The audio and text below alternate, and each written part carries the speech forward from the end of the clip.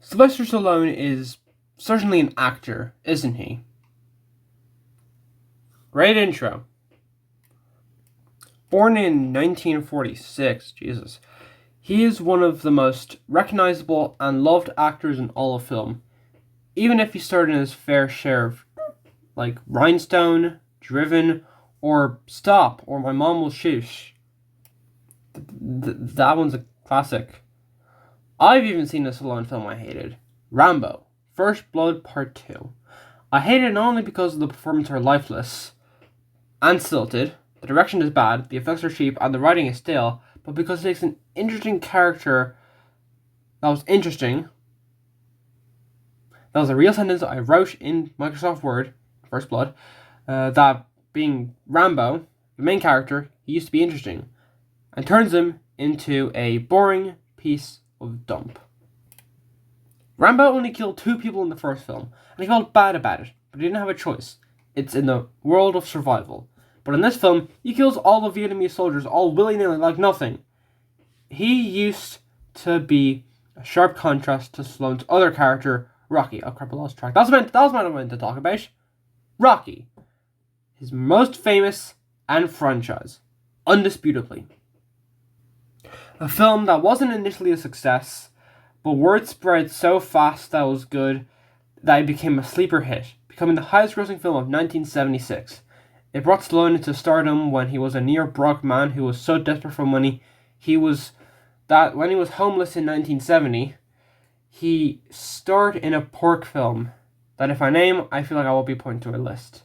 However, in 1976, it was renamed to Italian Stallion because of Rocky's release. I'm not joking, look it up. You'll find it. There's a joke before a celebrity is famous. They star in a desperate porco in order to make a bit of money. Will this one actually exist? What was I talking about? Alright.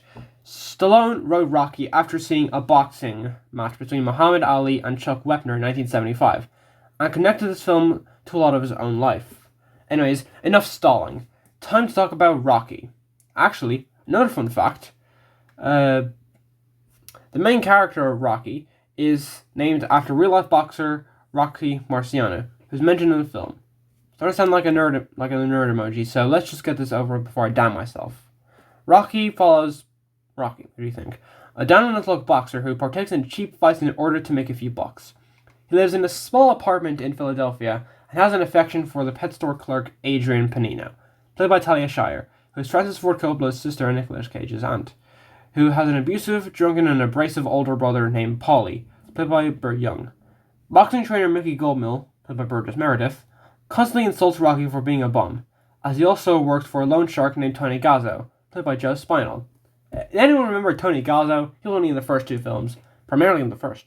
However, Rocky gets a shot at being at the big time, when World Heavyweight Champion Apollo Creed, played by Carl Goddamn Weathers, who also played Happy Gilmore's golf trainer in Happy Gilmore. Find a nickel where Carl Weathers was in a sports movie, where the main character's name is the title of the movie. It was released in the 20th century, and the 4th digit of when it was released was the number 6. I had 2 nickels, which isn't a lot, but it's weird that happened twice, right? Wait, well, I lost track again. Apollo Creed chooses to fight Rocky in a boxing match on New Year's Eve. As Rocky trains to go the distance with Creed, he also begins to fall in love with Adrian further, and deal with his problems as he prepares for the biggest night of his life thus far. That was me moving the tripod, if you were wondering. Now let me just say, this film is excellent. Like, wow, what a film.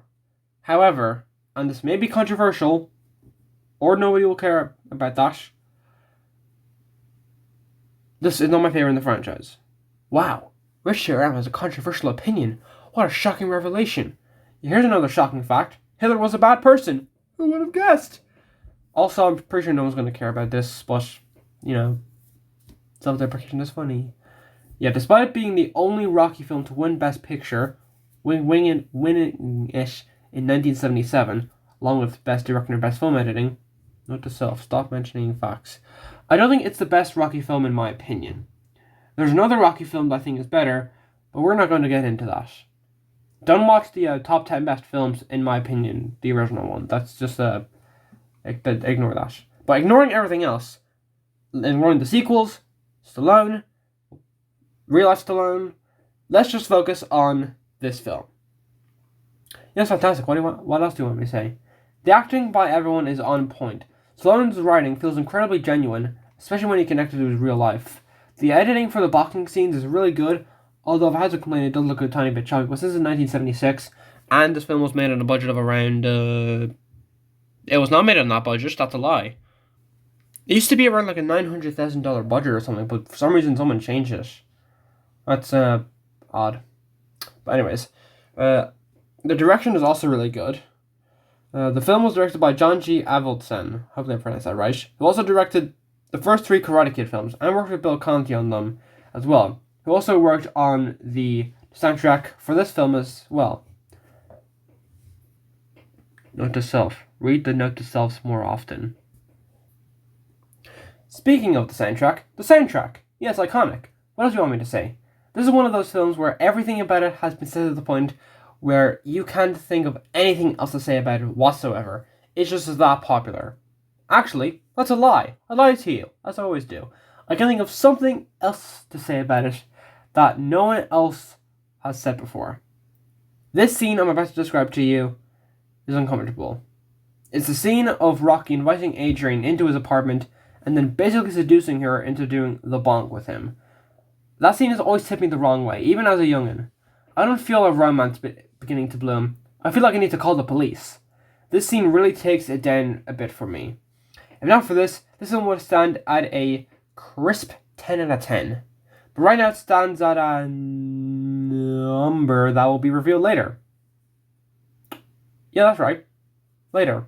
Like a few minutes, because I talk too fast that these videos end up being under 10 minutes. Might get over 10 minutes. Let me just look at how much is left in that script. About a page and a half. Oh well. What else did I talk about? Oh yeah, the training montage. This film introduced the modern training montage. Has been parodied in countless films, including... This is right. Un gallo con muchos huevos, also known as Huevos, Little Rooster's Excellent Adventure, also known as Huevos, Little Chicken's Excellent Adventure, I think. Known in Ireland as an egg movie. Remember that? Everyone knows about this Spanish movie. Right? Right? Please? No, anyways. Ignoring that. Before we wrap this up, I have one more thing to mention. The opening title scroll. This is what makes the opening stand apart for me and from every other sports movie and just movie in general. There's no need for this scrolling title to be here, but it is anyway, and it makes things so cool. In fact, they used this title scroll is so iconic that not only did the franchise use it for the other Rocky films, except Rocky 5 for some stupid reason, but in the 2004 DVD releases of the 6 films, for the first 5, you have this really cool design for the DVD menu that's inspired by the title scrolls. Except for some reason in the DVDs that I have, the 5th film doesn't have this, but films 2 through 5 do. But then the weird thing is, in the American DVD of that specific collection I mentioned, does have this design. Don't know what I'm talking about? I'm talking about this design. Like, they have this in the first one. Now, they have this through DVDs 2 through 5. On the ones that I have. I recorded this myself. But for some reason, the first film doesn't. But only in the American release. Why? I don't even know what else there is to say. If you want to hear me recap my thoughts, then I directed it to earlier in the review when I briefly talk about the film in order to make as many crappy jokes as possible and try to make you laugh, which, knowing how negatively received my Dune reviews were, half of you probably got my head on a stick now. So, yeah, 9 out of 10. This film is great. You should definitely watch it. If you have not seen Rocky, go watch it right now. It is a fantastic movie. Oh. What was that? Oh, I know what it is. If you excuse me, I need to get rid of all the people I re-angered for stating my opinion on Dune, and the people that are mad at me for being a nerd emoji throughout the entire video. Don't you hate it when that happens? Anyways, see you for the Rocky 2 review. Bye! Wait, how is this under 10 minutes? How could this happen?